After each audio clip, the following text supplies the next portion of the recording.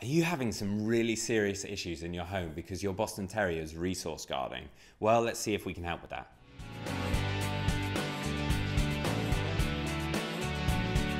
Welcome back to the Fenrir Boston Terrier Show.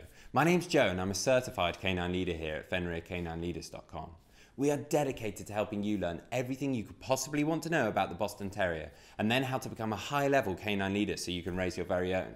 So if you're new here, don't forget to subscribe and turn on that notification bell as we have 2 dedicated videos coming here every single week. So I would hate for you to miss out. The Boston Terrier is a beautiful breed, but if they are resource guarding in the home, that can be a really serious issue. So today we're going to be tuning into a webinar that the canine behaviorist and founder of FenrirCanineLeaders.com, Will, has recorded all about dogs that are resource guarding and how to deal with that situation. So over to you, Will. So in this quick-fire webinar, let's talk about resource guarding. Now, if you're interested in potentially moving into a career as a canine behaviourist, or you're an owner that has a dog that is suffering from resource guarding, it is an incredibly difficult behaviour to find a way to address, overcome, and move forward from. And like I say, if you're going to go into the realms of working in this field and helping clients with those difficulties, you are going to find that resource guarding is going to be a very common behaviour problem that you're going to have to be addressing. Now, these mini webinars aren't designed to go into depth of modification and rehabilitation programs for these quite complex canine behaviors. Now, when it comes to resource guarding, I could do week-long seminars dedicated to resource guarding alone. So what I'm going to try and do is condense all of that down into a few minutes to give you the 30,000 feet view of this kind of problem. Now, for me, resource guarding is absolutely the canary down the mine of much bigger problems that are either already happening or are going to happen. And it's one of those things I like to get on top of as quickly as possible the second resource guarding starts to become an issue. Now, if you've been around Fenrir for any amount of time or seen any of our training principles, theories or methodologies, you'll understand that the number one priority that we always discuss is around calm, consistent leadership from yourself as the canine owner to build that wonderful relationship with your dog that then opens up communication pathways. Resource guarding for me is a very clear indicator that that calm, consistent leadership is not there. A dog in a loving, trusting relationship with an owner who it impeccably sees as its calm, consistent leader would not dare envision to guard any of his resources, because that dog would more than understand that those resources belong to its calm, consistent leader. And in order to gain access to those valuable resources that it deems worthy of guarding, what it actually needs to do is sit, be calm, patient, well-mannered, and display desirable behaviours, and that is how they gain access to those desirable items that they deem it necessary to guard in the first place.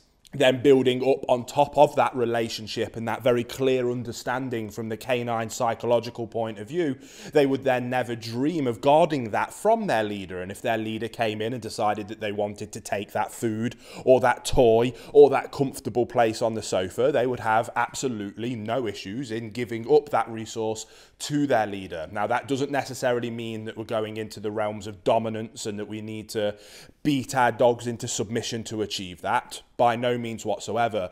But a dog that doesn't resource guard is a dog that has a relationship built on trust and leadership from its owner. That will be a relationship based on love and calm, consistent guidance from its owner. An owner who knows how to be a calm, consistent leader and who can enforce those rules, boundaries and expectations implicitly. Hey guys, very quickly, I just wanted to ask, are you following us over on Instagram? If you're not, there's 2 accounts I would love for you to check out. The first one is our brand account, at Fenrir Canine Leaders, where you can see more about our industry leading products that we create. If you're interested in following me personally, that's at I am Will Atherton, where you can see behind the scenes of me working with some of the most extreme behaviour cases in the world and what it takes to run these kind of YouTube channels. And maybe if you just want to be able to come over and chat with me, that's the place for you. So there'll be links down in the description box for both of our Instagram pages. I'd love for you to come and check them out, and hopefully we'll chat over there.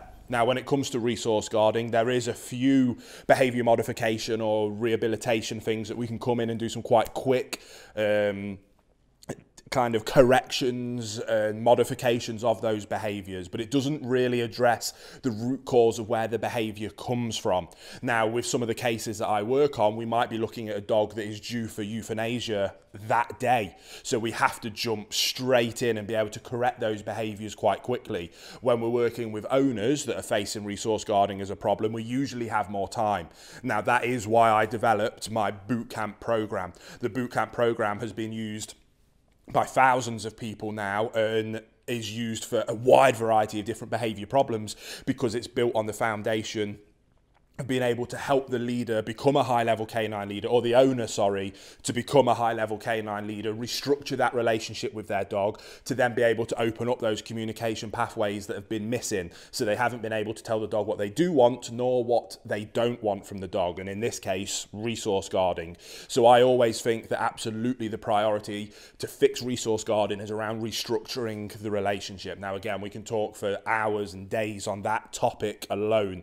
But if you are interested, there will be a link down to my bootcamp program in the description box below. So if you're struggling with resource guarding, I highly advise that you check out that and put your emphasis on, first of all, becoming a high-level canine leader yourself, or helping your client to become a high-level canine leader, restructure that relationship with the dog. And once you achieve that, then you'll find that 9 times out of 10, resource guarding will just disappear on its own. And for that 1 time out of 10 that's left, you have a much, much better communication pathway where you can very quickly, easily, and without severe physical corrections, you can address resource guarding and make it very clear to your dog that that is not an acceptable behaviour. You can then redirect them to the desired acceptable behaviour of sitting quietly with good manners, waiting to gain access to that resource rather than trying to guard it in the first place.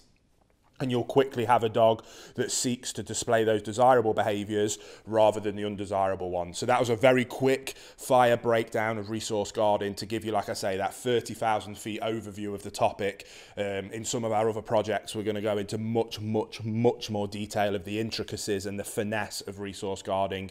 But if you have it yourself or a client does, it's that canary down the mine. It's that initial warning sign that there is a problem with the relationship, and that must be addressed through restructuring the relationship by, first of all, becoming a calm, consistent leader. So I hope you enjoyed the video and I hope you found it helpful. There you have it, guys. Some really useful tips and tricks that you can start putting into practice straight away with your Boston Terrier.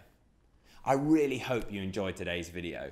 Don't forget to subscribe and turn on that notification bell, as we have 2 dedicated videos coming here every single week, so I can't wait to see you in the next episode of the Fenrir Boston Terrier Show.